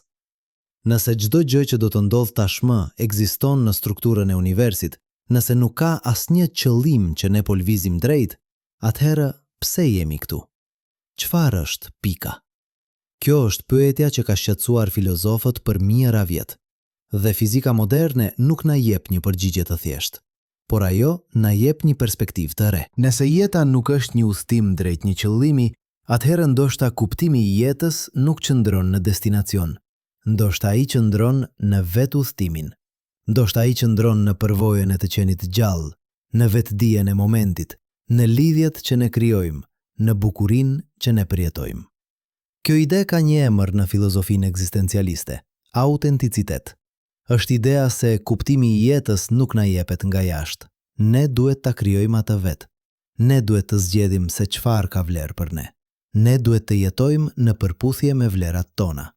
Dhe nëse ne e bëjmë këtë, nëse ne jetojmë autentikisht, atëherë jeta ka kuptim, pavarësisht se çfarë na tregon fizika për natyrën e kohës. Por kjo ngrej një pyetje të fundit. Si mund të jetojmë autentikisht kur ne e dim se vetdia jon është një iluzion? Kur ne e dim se unë që po bën zgjedhje është vetëm një konstrukt I trurit? Kur ne e dim se nuk ka një unë thelbësor që vazhdon në përkohë? Përgjigja mund të jetë se autenticiteti nuk kërkon një unë të fiksuar, të palvishëm. Autenticiteti do të thotë të jesh I sinqert me përvojën tënde të tanishme, me vlerat e tua të tanishme, me zgjedhjet e tua të tanishme. Edhe nëse ky unë I tanishëm është I ndryshëm nga unë I djeshëm, dhe do të jetë I ndryshëm nga unë I nesërm. Në fakt, pranimin se unë është një konstrukt I ndryshueshëm mund të na çlirojë, mund të na lejojë të ndryshojmë, të rritemi, të evoluojmë, pa u ndjerë se po tradhtojmë një unë të vërtet. Mund të na lejojë të pranojmë se ne jemi procese, jo gjëra, se ne jemi rrjevje, jo struktura fikse, se ne jemi bërje, jo qënje. Dhe kjo na çon mbrapa te koha. Sepse nëse ne jemi procese, atëherë ne jemi koha. Ne nuk ekzistojmë në kohë, ne jemi koha. Ne jemi ndryshimi, ne jemi rrjevja, ne jemi iluzoni I momentit që kalon. Dhe kjo nuk na bën më pak reale. Kjo na bën pikërisht atë që jemi, qenie të vetëdijshme që përjetojnë strukturën e palvishme të universit një moment në një kohë, duke krijuar kuptim, duke krijuar bukuri, duke krijuar dashuri në procesin e të qenit gjallë. Kjo është paradoksi I fundit. Koha nuk ekziston dhe megjithatë ne jemi koha. Koha është iluzion dhe megjithatë ajo është përvoja jon më themelore. Koha nuk rrjedh dhe megjithatë ne plakemi, ne ndryshojmë, ne evoluojmë. Si mund të jenë të gjitha këto të vërteta njëkohësisht? Përgjigja është se realiteti është më I pasur, më kompleks, më I thellë se sa çdo përshkrim I vetëm mund të kapin. Fizika na tregon një aspekt të realitetit. Përvoja subjektive na tregon një aspekt tjetër, dhe të dy aspektet janë reale, të dy janë të vlefshëm, të dy janë të nevojshëm për një kuptim të plot të asaj që do të thotë të ekzistosh. Ne jetojmë në një univers ku koha nuk ekziston në nivelin themelor dhe megjithatë ne përjetojmë kohën në çdo moment të jetës sonë. Ne jetojmë në një univers ku e kaluara, e tashmia dhe e ardhmja ekzistojnë njëkohësisht dhe megjithatë ne përjetojmë një rrjevje nga e kaluara drejt së ardhmes. Ne jetojmë në një univers ku identiteti personal është iluzion dhe megjithatë ne ndjejmë një ndjenjë të fortë të qenit unë. Këto nuk janë kundërshtime. Këto janë nivele të ndryshme të njëjtit realitet, perspektiva të ndryshme mbi të njëjtën strukturë. Dhe ndoshta kjo është mësimi më I thellë që fizika moderne mund të na mësojë, të pranojmë paradoksin. Të jetojmë me tensionin ndërmjet asaj që shkenca na tregon dhe asaj që përvoja na tregon. Të mos kërkojmë një përgjigje të thjeshtë, të vetme, por të përqafojmë kompleksitetin e plot të realitetit. Të jetojmë në të dyja botët njëkohësisht. Bota e fizikës, ku koha nuk ekziston, dhe bota e përvojës, ku koha është çdo gjë. Kjo është arti i të jetuarit në një univers pa kohë. Të jesh plotësisht i pranishëm në çdo moment, duke ditur se ai moment ekziston përgjithmonë. Të pranosh të kaluaren, duke ditur se ajo nuk mund të ndryshohet. Të përqafosh të ardhmen, duke ditur se ajo tashmë ekziston. Të jetosh me vetdije të plot, duke ditur se vetdia është një mister që shkenca nuk e ka zgjidhur ende. Të krijosh kuptim, duke ditur se kuptimi nuk na jepet, por duhet ta krijojmë vetë. Kjo është jeta, në një univers pa kohë. Jo një jetë pa kuptim, por një jetë ku kuptimi duhet të krijohet çdo moment. Jo një jetë pa zgjedhje, por një jetë ku çdo zgjedhje krijon një deg të re të realitetit. Jo një jetë pa dashuri, pa bukuri, pa lidhje, por një jetë ku këto përvoja janë edhe më të çmuara, sepse ne e dim se ato janë të rralla, të brisht dhe të përjetshme njëkohësisht. Në vitin 2023, një ekip shkencëtarësh në Universitetin e Oxfordit arriti diçka që deri atëherë konsiderohej e pamundur. Ata morën një grimcë kuantike dhe e vendosën në një superpozicion jo vetëm të pozicioneve të ndryshme, por të momenteve të ndryshme temporale. Grimka ekzistonte njëkohësisht në atë që ne do ta quanim e djeshme dhe sot. Jo metaforikisht, fjalë për fjalë. Matjet treguan se grimca kishte veti që mund të shpjegoheshin vetëm nëse ajo kishte ndërvepruar me veten e saj në momente të ndryshme temporale. E kaluara dhe e tashmia nuk ishin më kategori të ndara. Ato ishin bërë një superpozicion kuantik. Ky eksperiment, i publikuar në revistën Nature Physics, nuk ishte thjesht një kuriozitet shkencor. Ai ishte demonstrimi më i drejtpërdrejtë deri tani se koha, në nivelin më themelor të realitetit, nuk sillet si një lumë që rrjedh nga e kaluara në të ardhmen. Ajo sillet si një dimension hapësinor, ku këtu dhe atje mund të ekzistojnë njëkohësisht. Dhe nëse koha sillet si hapësira në nivelin kuantik, atëherë çdo gjë që ne kemi menduar se e dim për natyrën e ekzistencës, duhet të rishikohet. Por le të jemi plotësisht të sinqertë për një moment. Kuptoj perfekt në çfarë po mendoni tani. Po mendoni, kjo është e çmendur. Kjo nuk mund të jetë e vërtet. Unë ndjej kohën çdo sekond. Unë e shoh se si gjërat ndryshojnë. Si mund të më thotë dikush se koha nuk ekziston? Dhe keni plotësisht të drejtë të jeni skeptik, sepse ajo që shkenca po na tregon është aq e largët nga përvoja jone e përditshme sa duket e pabesueshme. Por këtu është e vërteta e vështirë. Historia e shkencës është historia e zbulimit se intuitat tona janë të gabuara. Dikur ne mendonim se toka ishte e sheshtë sepse kështu dukej. Dikur ne mendonim se dielli rrotullohej rreth tokës sepse kështu dukej. Dikur ne mendonim se koha ishte absolute sepse kështu ndihej. Dhe në çdo rast, eksperimentet provuan se ne gabuam. Jo sepse shqisat tona na gënjejnë, por sepse ato janë evoluar për të na ndihmuar të mbijetojmë në një mjedis makroskopik, jo për të kuptuar natyrën themelore të realitetit. Dhe këtu është pjesa që shumica e njerëzve nuk e kuptojnë. Kur fizikanët thonë se koha nuk ekziston, ata nuk po mohojnë përvojën tuaj. Ata nuk po thonë se ju nuk plakjeni, se kujtesa juaj është iluzion, se ndryshimi nuk është real. Ata po thonë diçka shumë më të hollë, se koha, si që e përjetoni, nuk është një veçori themelore e universit. Ajo është një veçori emergjente, një model që del nga procese më themelore që nuk përmbajnë kohë. Mendoni për një val në oqean. Vala është reale. Ju mund ta shihni atë. Ju mund ta ndjeni atë. Ajo mund t'ju fundos. Por valla nuk është një gjë themelore. Ajo është një model i lëvizjes së molekulave të ujit. Nëse ju shkoni në nivelin e molekulave individuale, nuk ka underbrace, quote, underscore 134 underbrace. Ka vetëm molekula që lëvizin lart e poshtë. Vala është një përshkrim i dobishëm në nivelin makroskopik, por ajo zhduket kur ju shkoni në nivelin themelor. E njëjta gjë është e vërtet për kohën. Në nivelin e përvojës son të përditshme, koha është reale dhe e dobishme. Por kur ju shkoni në nivelin themelor të fizikës, ajo zhduket nga ekuacionet. Por kjo ngre një pyetje edhe më të thellë. Nëse koha është emergjente, nëse ajo del nga procese që nuk përmbajnë kohë, atëherë si del ajo? Si krijohet iluzoni I rrjedhjes nga një realitet themelor që është I palëvishëm? Kjo është një nga pyetjet më të mëdha të hapura në fizikën moderne, dhe përgjigjja mund të qëndrojë në një koncept që quhet entropi. Entropia, siç e përmendëm më parë, është një masë e çrregullimit.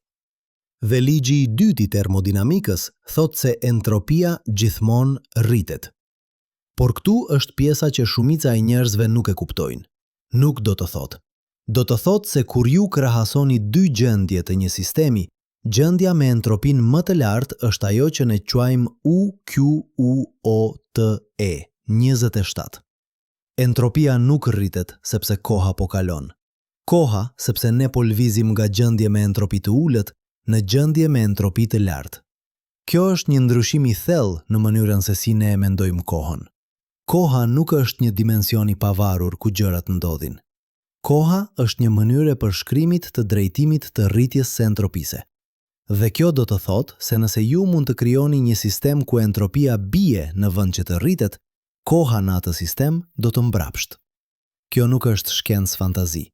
Kjo është një pasojë drejt për drejt e ligjeve të termodinamikës. Në vitin 2017, fizikanët në Institutin e Teknologjisë I Massachusettit krijuan një simulim kompjuterik të një sistemi kuantik ku ata e detyruan entropin të bjerë. Dhe në atë simulim, koha efektivisht u kthye mbrapsht. Grimkat u kthyen në gjendjet e tyre të mparshme. Informacioni që ishte UQUOTE 24 u rikuperua. Sistemi mbrapsht në kohë. Natyrisht kjo ishte një simulim, jo një eksperiment me grinca reale, por ajo tregoi se në parim, kthimi I kohës është I mundur nëse ju mund të kontrolloni entropin. Por pse entropia rritet në vendin e parë? Pse universi filloi në një gjendje të entropisë të ulët? Kjo është pyetja që Roger Penrose e ka quajtur UQUOTE 24. Sepse nëse universi kishte filluar në një gjendje të çrregulluar me entropi të lartë, nuk do të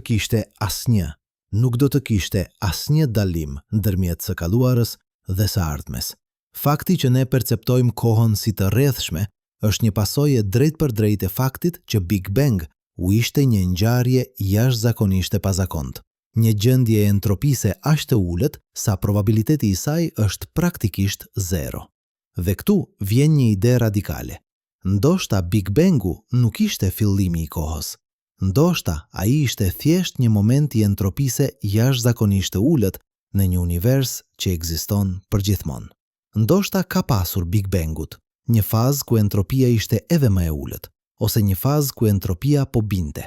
Disa kozmolog, si Sean Carroll nga Instituti I Teknologjisë I Kalifornisë, kanë propozuar se universi ynë mund të jetë vetëm një I entropisë së ulët në një multivers të pafund, ku entropia mesatarisht është e lartë. Sipas kësaj pikpamjeje, Big Bangu nuk ishte një fillim absolut. Ai ishte një fluktim statistikor, një moment kur entropia rastësisht ra në një nivel jashtëzakonisht të ulët. Dhe nga ai moment, entropia filloi të rritet duke krijuar atë që ne perceptojmë si UQUOTE 26. Por në shkallë kozmike, në shkallën e multiversit të plot, nuk ka kuote 24 dhe kuote 28. Ka vetëm rajone me entropi të ndryshme, dhe në rajonet ku entropia po rritet, qënijet e vetëdijshme si ne perceptojnë një kuote 149. Kjo ide është e vështirë për t'u përballuar sepse ajo e zhvesh kohën nga çdo kuptim absolut. Koha nuk është një veçori themelore e universit. Ajo është një veçori e rajoneve të veçanta të universit ku entropia po rritet. Në rajone të tjera, ku entropia po bie ose është konstante, koha nuk do të ekzistonte në mënyrën që ne e njohim. Dhe kjo do të thotë se perceptimi ynë I kohës është thellësisht I varur nga kushtet e veçanta të rajonit të universit ku ne ndodhemi. Por le të shkojmë edhe më thellë. Le të pyesim, çfarë është entropia në nivelin më themelor? Në termodinamikën klasike, entropia është një masë e çrregullimit.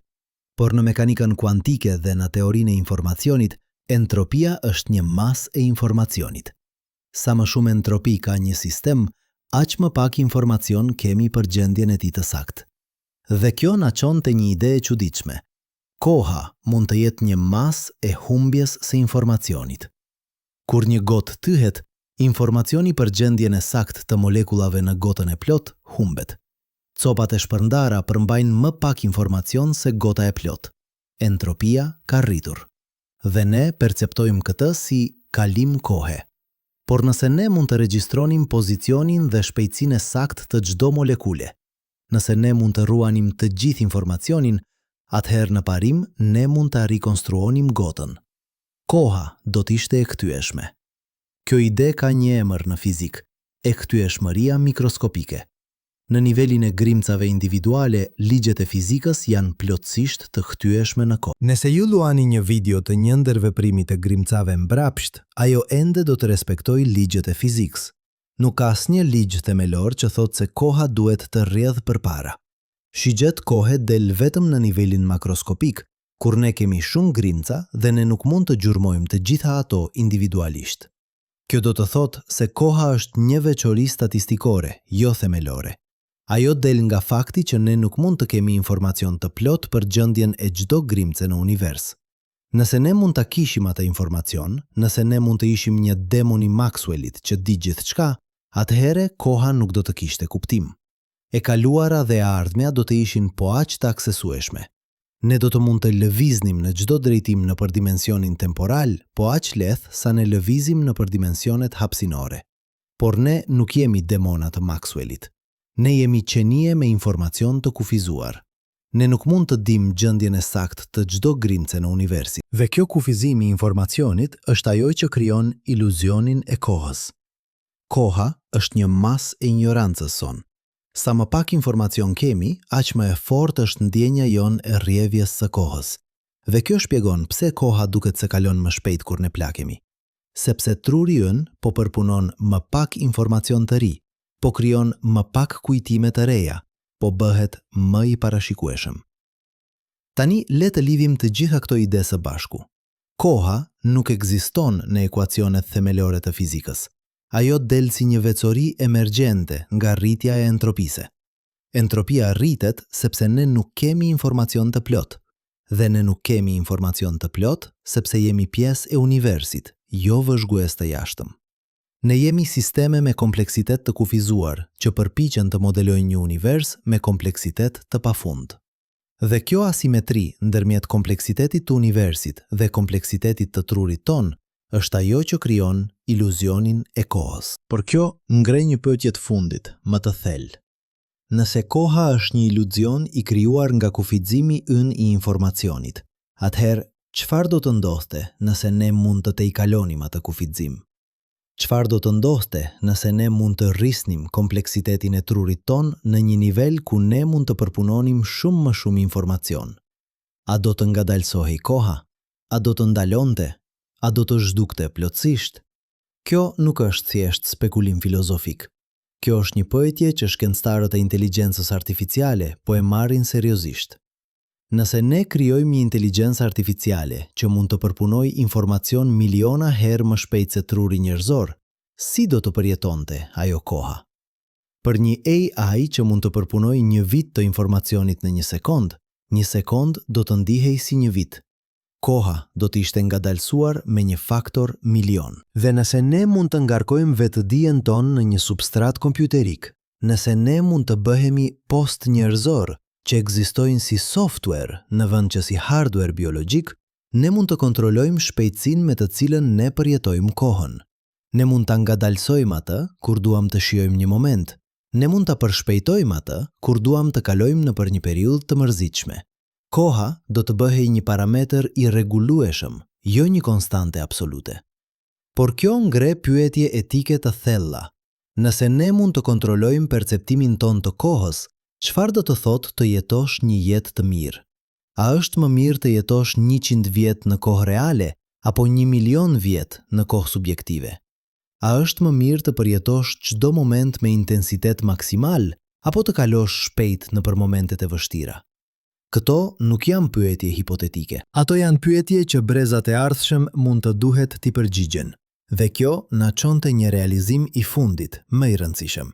Ne tashmë jemi duke kontrolluar perceptimin ton të kohës, edhe pa teknologji të avancuar. Çdo herë që ne zgjedhim të jemi të pranishëm, çdo herë që ne zgjedhim të përqendrohemi në momentin e tanishëm, ne po ngadalsojmë perceptimin ton të kohës.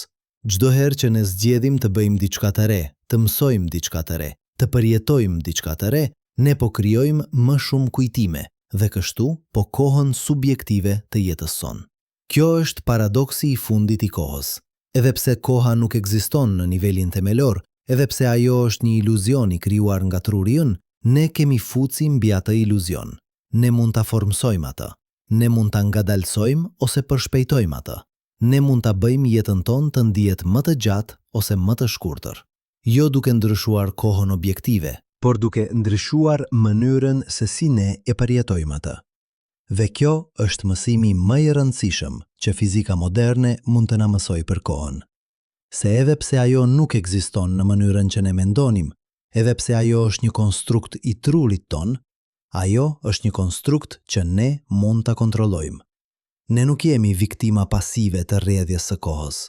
Ne jemi krijues aktiv të përvojës son temporale. Kur ju zgjodhët të lexoni këto fjalë, ju zgjodhët të investoni një pjesë të kohës subjektive të jetës suaj në kuptimin e natyrës së kohës. Dhe tani, duke e kuptuar se koha është një iluzion, ju keni fituar diçka të çmuar. Lirinë të jetoni në mënyrë të ndryshme. Lirinë të mos u shqetësoni aq shumë për të kaluarën, sepse e kaluara nuk është. Ajo ekziston përgjithmonë në strukturën e universi. Lirinë të mos u ankthoni aq shumë për të ardhmen, sepse e ardhmja tashmë ekziston në të gjitha formatet e saj të mundshme. Lirinë të jeni plotësisht të pranishëm në momentin e tanishëm, sepse ky moment është i vetmi që ju po përjetoni vërtet. Por kjo liri vjen me një përgjegjësi. Nëse ne e dim se koha është një konstrukt i trurit ton, nëse ne e dim se ne kemi fuci mbi mënyrën se si e përjetojmë atë, atëherë ne jemi përgjegjës për atë përvojë. Ne nuk mund të fajsojmë për jetën që nuk e jetuam. Ne nuk mund të themi kur, në realitet, ne zgjodhëm të investojmë kohën tonë subjektive në diçka tjetër. Çdo moment që ne jetojmë në autopilot, çdo moment që ne nuk jemi të pranishëm, është një moment që ne zgjodhëm të mos e përjetojmë plotësisht. Dhe kjo është e vërteta e fundit për kohën. Ajo nuk është një burim që po shterojmë. Ajo është një përvojë që ne po krijojmë. Çdo moment ne po zgjedhim se si ta përjetojmë atë moment. Çdo moment ne po zgjedhim se sa të pranishëm të jemi, sa të vetëdijshëm të jemi, sa plotësisht të jetojmë. Dhe këto zgjedhje përcaktojnë jo sa kohë kemi, por si e përjetojmë atë kohë që kemi. Fizika na tregoi se koha nuk ekziston në mënyrën që ne mendonim, por ajo gjithashtu na tregoi diçka më të rëndësishme, se realiteti është më i pasur, më kompleks, më i çuditshëm se çdo gjë që ne mund të kishim imagjinuar. Se universi nuk është një makinë thjesht që ndjek rregulla të thjeshta, por një strukturë e pafund, e komplekse, ku çdo nivel i përshkrimit zbulon mrekulli të reja. Ne jetojmë në një univers ku koha nuk ekziston, dhe megjithatë ne plakemi. Ku e kaluara nuk është fikse, dhe megjithatë ne kujtojmë. Ku e ardhmja tashmë ekziston, dhe megjithatë ne zgjedhim. Këto nuk janë kundërshtime, këto janë mrekulli. Këto janë dëshmi të pashmangshme se realiteti është më i madh se çdo teori e vetme, më i thellë se çdo përshkrim i vetëm, më i bukur se çdo ekuacion i vetëm. Dhe ne, si qenie të vetëdijshme në këtë univers të çuditshëm, kemi privilegjin e jashtëzakonshëm të përjetimit të tij. Jo si vëzhgues pasiv, por si pjesëmarrës aktiv, jo si viktima të kohës, por si krijues të përvojës son temporale, jo si qenie që ekzistojnë në kohë, por si qenie që janë koha, që janë ndryshimi, që janë vetë rrjedhja e ekzistencës. Kjo është e vërteta që fizika moderne na zbulon, se ne nuk jemi të vegjël, të parëndësishëm, të humbur në një univers të madh dhe indiferent. Ne jemi pjesë integrale e atij universi. Ne jemi mënyra se si universi po bëhet i vetëdijshëm për veten e tij. Ne jemi mënyra se si struktura e palvishme 4-dimensionale e universit po përjeton veten një moment në një kohë. Dhe kjo është arsyeja pse jeta ka kuptim, edhe në një univers pa kohë. Jo sepse ka një qëllim i paraqaktuar që ne duhet të arrijmë, por sepse ne jemi procesi i krijimit të kuptimit. Ne jemi mënyra se si universi po krijon bukuri, dashuri, kuptim nga struktura e tij matematikore. Ne jemi mrekullia e vetëdijes që del nga materia e pavetëdijshme. Dhe kjo mrekulli nuk bëhet më e vogël duke ditur se koha është iluzion. Ajo bëhet më e madhe, sepse tani ne e dim se çdo moment i vetëdijes, çdo përvojë bukurisë, çdo lidhje e dashurisë është një ngjarje e jashtëzakonshme. Një moment kur universi po përjeton veten, po krijon kuptim nga kaosi, po ndriçon errësirën e ekzistencës me dritën e vetëdijes. Kjo është e vërteta që shkenca na zbulon.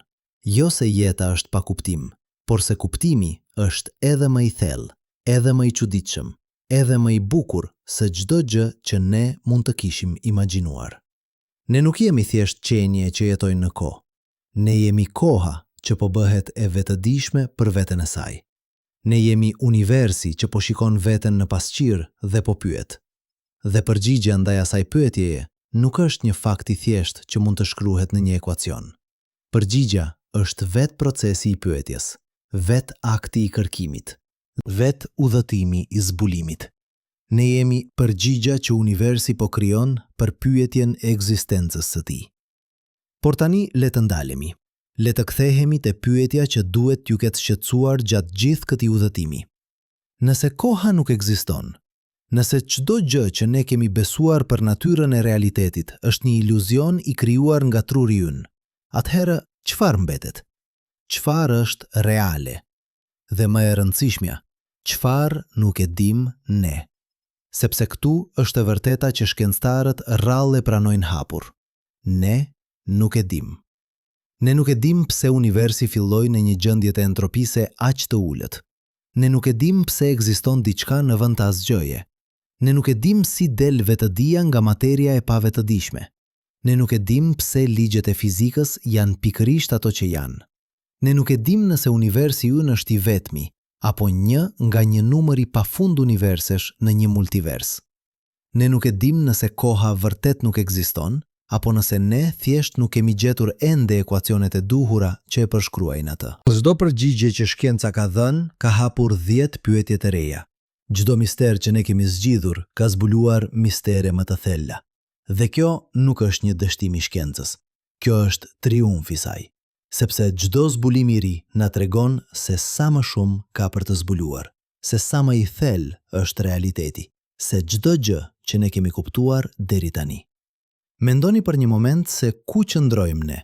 Ne jemi qenie që kanë evoluar në një planet të vogël që rrotullohet rreth një ylli mesatar në një galaktik që përmban qindra miliarda yje të tjerë në një univers që përmban qindra miliarda galaktika të tjera. Ne jemi bërë nga atome që u formuan në zemrat e yjeve që vdiqën miliarda vjet para se dielli ynë të lindë. Ne jemi struktura të organizuara të kompleksitetit të jashtëzakonshëm që kanë evoluar aftësinë të mendojnë për natyrën e ekzistencës së tyre. Dhe në vetëm disa shekuj të fundit, ne kemi zbuluar se universi është shumë më i madh, shumë më i vjetër, shumë më i çuditshëm se çdo gjë që paraardhësit tan mund të kishin imagjinuar. Ne kemi zbuluar se drita ka shpejtësi të kufizuar, se koha është relative, se hapësira mund të përkulet, se grimcat mund të ekzistojnë në 2 vende njëkohësisht, se e kaluara mund të ndryshohet nga vëzhgjimi në të tashmen, se universi po zgjerohet, se ka energji të errët dhe materie të errët që ne nuk mund t'i shohim, por që përbëjnë 95% të universit. 95%. Le ta themi këtë përsëri. 95% të universit është bërë nga diçka që ne nuk e kuptojmë. Çdo gjë që ne mund të shohim, çdo yll, çdo galaktik, çdo planet, çdo atom në trupin tuaj, përbën vetëm 5% të universit. Pjesa tjetër është një mister i plot. Ne e quajmë kuote 29 dhe kuote 160, sepse ne nuk kemi emra më të mirë për to. Ne e dim se ato ekzistojnë sepse ne mund të shohim efektet e tyre gravitacionale, por ne nuk e dim çfarë janë ato. Dhe kjo është vetëm një nga misteret e mëdha. Ka edhe të tjera. Ka problemin e vështirë të vetdijes. Si del përvoja subjektive nga procese fizike objektive? Ka problemin e matjes në mekanikën kuantike. Pse vëzhgimi e bën një sistem të një gjendje nga një superpozicion? Ka problemin e horizontit në kozmologji. Pse rajonet universit që nuk kanë qenë kurrë në kontakt shkëmbejnë informacion, kanë të njëjtën temperaturë. Ka problemin e konstantes kozmologjike. Pse energjia e errët ka pikërisht vlerën që ka, një vlerë aq e vogël sa duket e rreguluar me dorë? Çdo një nga këto probleme mund të na çojë në një revolucion të ri shkencor, në një ndryshim themelor në mënyrën se si ne e kuptojmë realitetin. Dhe ka shumë të ngjarë se zgjidhja e çdo problemi do të zbulojë probleme edhe më të thella. Kjo është natyra e shkencës. Çdo përgjigje është një fillim i ri, jo një fund. Por le të kthehemi te koha, sepse edhe këtu, edhe pas gjithë asaj që ne kemi zbuluar, ka pyetje themelore që mbeten pa përgjigje. Pse universi filloi në një gjendje të entropise aq të ulët? Kjo është një nga pyetjet më të mëdha të hapura në fizik. Roger Penrose ka propozuar se mund të ketë pasur një para Big Bangut, një fazë tjetër e universit me veti krejtësisht të ndryshme. Sean Carroll ka propozuar se universi ynë mund të jetë një fluktim kuantik në një multivers të përjetshëm. Lee Smolin ka propozuar se universi ynë mund të jetë _quote_26 i një universi tjetër i lindur në një vrim të zezë. Të gjitha këto janë teori spekulativ. Asnjëra prej tyre nuk është provuar. Dhe mund të jetë se asnjëra prej tyre nuk është e saktë. Mund të jetë se e vërteta është diçka që ne nuk kemi imagjinuar ende. Diçka aq e çuditshme sa ne nuk kemi as konceptet për ta menduar atë. Historia e shkencës na tregon se realiteti është gjithmonë më i çuditshëm se imagjinata jonë. Dhe kjo na çon te një realizim i thellë. Ne nuk jemi në fund të shkencës. Ne jemi në fillim. Ne jemi si njerëzit e parë që dollën nga shpella dhe pan qiellin me yje për herë të parë. Ne sapo kemi filluar të kuptojmë se sa i madh është universi, se sa i thellë është realiteti. Dhe çdo zbulim i ri na tregon se ka shumë më tepër për të zbuluar. Kjo duhet të na bëjë të përullur. Sepse çdo herë që ne mendojmë se e kemi kuptuar, çdo herë që ne mendojmë se e dim se si funksionon universi, realiteti na befason. Ai na tregon se ne gabuam, se ne ishim shumë të kufizuar në mendimin ton, se ka nivele të realitetit që ne nuk kishim imagjinuar. Por kjo gjithashtu duhet të na frymëzojë, sepse do të thotë se ka ende mrekulli për të zbuluar, ka ende mistere për të zgjidhur, ka ende pyetje për t'u bërë. Dhe ndoshta, pyetjet janë më të rëndësishme se përgjigjet, sepse pyetjet na mbajnë të hapur, të kureshëm, të gatshëm për t'u befasuar. Përgjigjet na mbëllin, na bëjnë të mendojmë se e dim, na bëjnë të ndalojmë së kërkuari, dhe kjo na çon brapa te momenti ku filluam. Kujtoni se si filluam këtë udhtim, me një pohim të thjeshtë. Në këtë moment, ndërsa ju dëgjoni këto fjalë, truri juaj po ju gënjen, po ju krijon iluzionin e kohës. Dhe tani, pas gjithë këtij udhtimi nëpër fizikën kuantike, relativitetin, termodinamikën, neuroshkencën, filozofinë, ne kthehemi te e njëjta pyetje. Çfarë është reale? Por tani ne e dim se kjo është pyetja e gabuar. Pyetja e duhur nuk është kuote 2064, por kuote 2065, sepse realiteti nuk është një gjë e vetme, objektive e pavarur nga ne. Realiteti është relacional. Ai varet nga korniza e vëzhguesit, ai varet nga niveli i përshkrimit, ai varet nga pyetjet që ne bëjmë. Në nivelin e përvojës son të përditshme, koha është reale. Ajo rrjedh, ne plakemi, ne kujtojmë të kaluarën, ne planifikojmë të ardhmen. Dhe kjo përvojë është e vlefshme. Ajo është reale për ne. Ajo formon mënyrën se si ne jetojmë jetën tonë.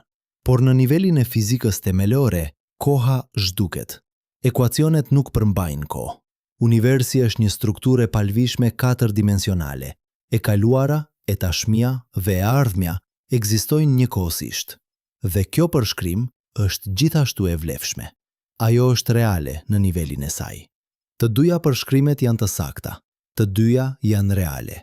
Ato thjesht përshkruajnë nivele të ndryshme të njëjtit realitet. Dhe ne, si qenie të vetëdijshme, jetojmë në të dyja nivelet njëkohësisht. Ne përjetojmë rrjedhjen e kohës, dhe ne e dimë se ajo rrjedhje është një iluzion. Të dyja janë të vërteta. Kjo është paradoksi i fundit i ekzistencës. Ne jemi qenie që e dinë se jemi iluzione dhe megjithatë ne vazhdojmë të ekzistojmë. Ne e dimë se koha nuk ekziston dhe megjithatë ne vazhdojmë të plakemi. Ne e dimë se identiteti personal është një konstrukt dhe megjithatë ne vazhdojmë të ndjejmë se jemi UQUOTE26. Ne e dimë se e kaluara nuk është fikse dhe megjithatë ne vazhdojmë të kujtojmë. Ne e dimë se e ardhmja tashmë ekziston dhe megjithatë ne vazhdojmë të zgjedhim. Si është kjo e mundur? Si mund të jetojmë me këtë tension ndërmjet asaj që ne e dimë dhe asaj që ne përjetojmë? Përgjigjja është se ne nuk kemi zgjedhje. Ne jemi qenie që ekzistojnë në këtë tension. Ne jemi pika ku universi bëhet i vetëdijshëm për paradokset e veta. Ne jemi mënyra se si realiteti po përjeton tensionin ndërmjet nivelit themelor dhe nivelit emergjent. Dhe ndoshta kjo është qëllimi ynë, nëse ka një qëllim. Jo të zgjidhim paradoksin, por ta jetojmë atë. Jo të eliminojmë tensionin, por ta përqafojmë atë. Jo të zgjedhim ndërmjet shkencës dhe përvojës, por të jetojmë në të dyja njëkohësisht. Kjo është arti i të jetuarit në një univers pa kohë. Të jesh plotësisht i pranishëm në çdo moment, duke ditur se ai moment ekziston përgjithmonë. Të pranosh të kaluarën, duke ditur se ajo nuk mund të ndryshohet, por mund të riinterpretohet. Të përqafosh të ardhmen, duke ditur se ajo tashmë ekziston në të gjitha formate saj të mundshme. Të jetosh me vetdije të plot, duke ditur se vetdija është një mister që shkenca nuk e ka zgjidhur ende. Dhe kjo na çon te pyetja e fundit. Çfarë duhet të bëjmë me këtë njohuri? Si duhet të jetojmë duke ditur se koha është iluzion?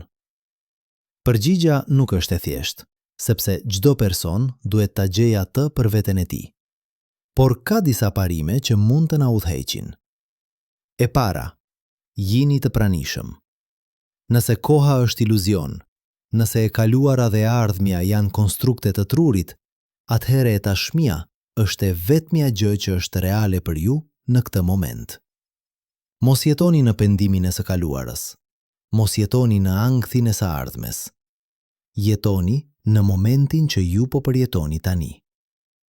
E dyta, krigjoni kujtime. Nëse koha subjektive varet nga sa informacion truri juaj po përpunon, atëherë mënyra për të jetën tuaj është të bëni gjëra të reja, të mësoni aftësi të reja, të përjetoni përvoja të reja. Çdo kujtesë e re që ju krijoni e bën jetën tuaj të ndihet më të gjatë kur ju shikoni mbrapa. E treta, pranoni ndryshimin.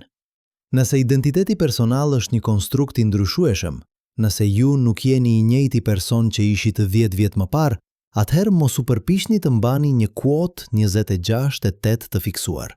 Lejojini vetes të ndryshoni, të rritet, të evoluoj. Ju jeni proces, jo gjë. E katërta, jini të vetëdijshëm për zgjedhjet tuaja. Nëse çdo moment që ju jetoni në autopilot është një moment që ju zgjodhet të mos e përjetoni plotësisht, atëherë çdo zgjedhje për të qenë të pranishëm është një zgjedhje për të jetuar më plotësisht. Ju nuk mund të shtoni kohë në jetën tuaj, por ju mund të shtoni jetë në kohën tuaj.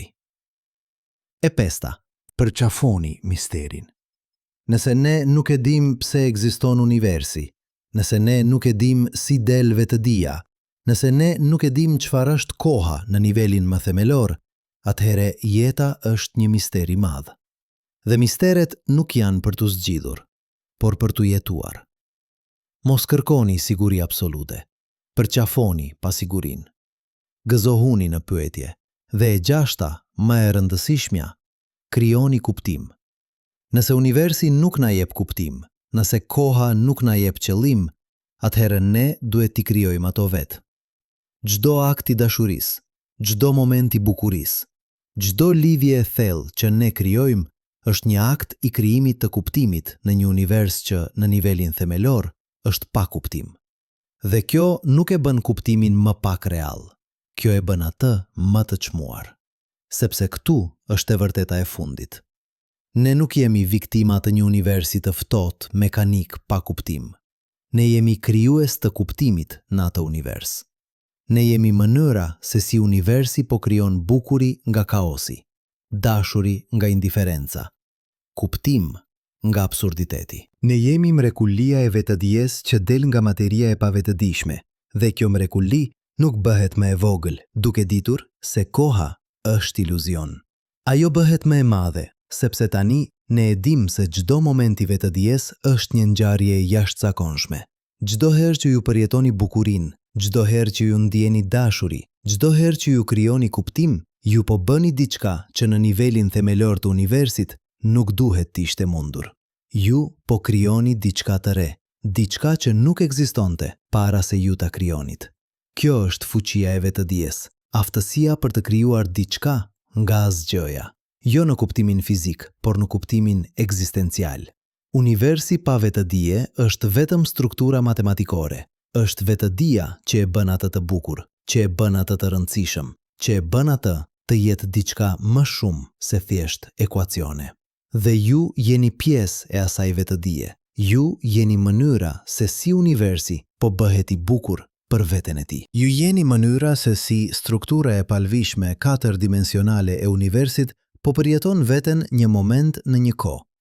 Ju jeni mënyra se si koha, edhe pse nuk ekziston në nivelin themelor, bëhet reale në nivelin e përvojës. Kjo është paradoksi i fundit. Ju jeni iluzion që e di se është iluzion, dhe megjithatë vazhdon të ekzistojë. Ju jeni konstrukti i trurit që po mendon për natyrën e konstrukteve. Ju jeni modeli i realitetit që po përpiqet të kuptojë realitetin përtej modelit. Ju jeni koha që po bëhet e vetëdijshme për faktin se ajo nuk ekziston. Dhe kjo është bukuria e ekzistencës.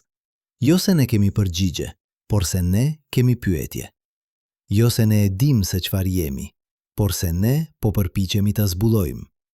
Jo se ne kemi arritur në fund të udhëtimit, por se ne jemi ende në fillim. Sepse çdo përgjigje që shkenca na jep hap 10 pyetje të reja.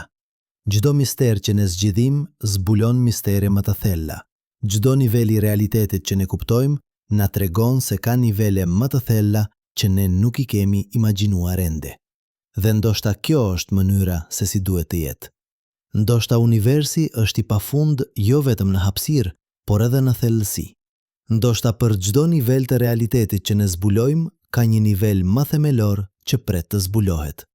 Ndoshta pyetja çfarë është koha nuk ka një përgjigje të vetme, të përfundimtare, por një seri të pafund përgjigjesh, secila më e thellë se e mëparshmja. Dhe nëse kjo është e vërtet, atëherë ne nuk duhet të jemi të zhgënjyer. Ne duhet të jemi të frymëzuar. Sepse do të thotë se ka gjithmonë më shumë për të zbuluar, gjithmonë më shumë për të mësuar, gjithmonë më shumë për të kuptuar. Do të thotë se udhëtimi nuk mbaron kurrë. Do të thotë se çdo brez do të ketë mrekullitë e veta për të zbuluar. Dhe kjo na çon mbrapa te momenti ku filluam. Kujtoni se si filluam. Me një pohim. Në këtë moment, ndërsa ju dëgjoni këto fjalë, truri juaj po ju gënjen. Po ju krijon iluzionin e kohës.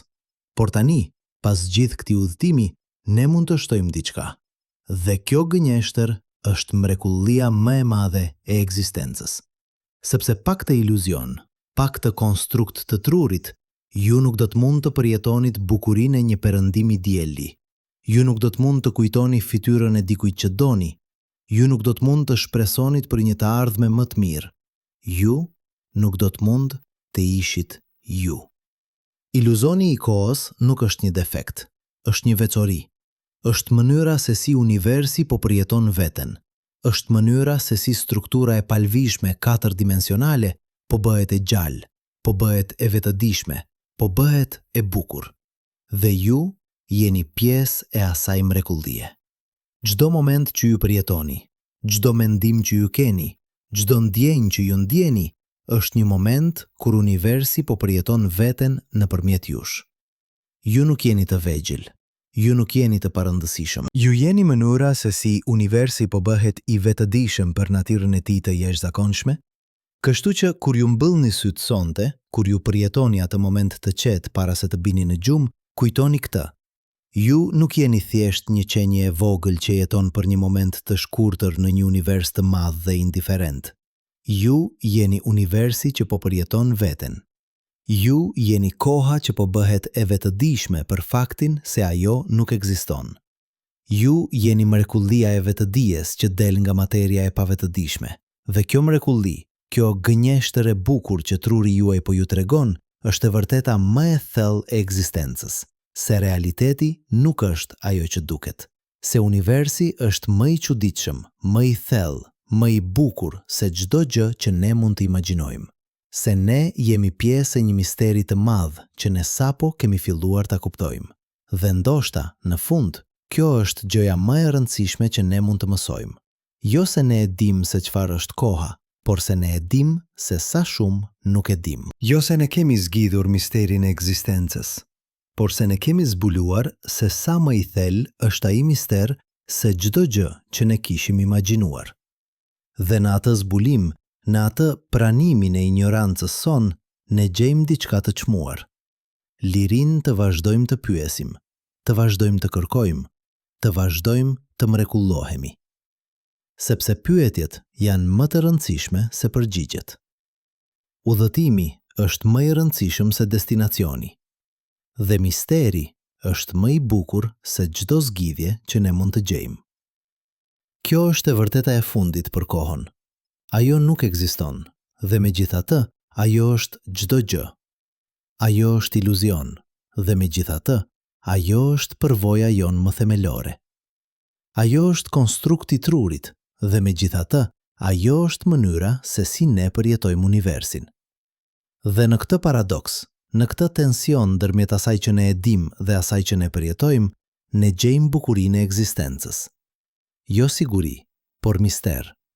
Jo përgjigje, por pyetje.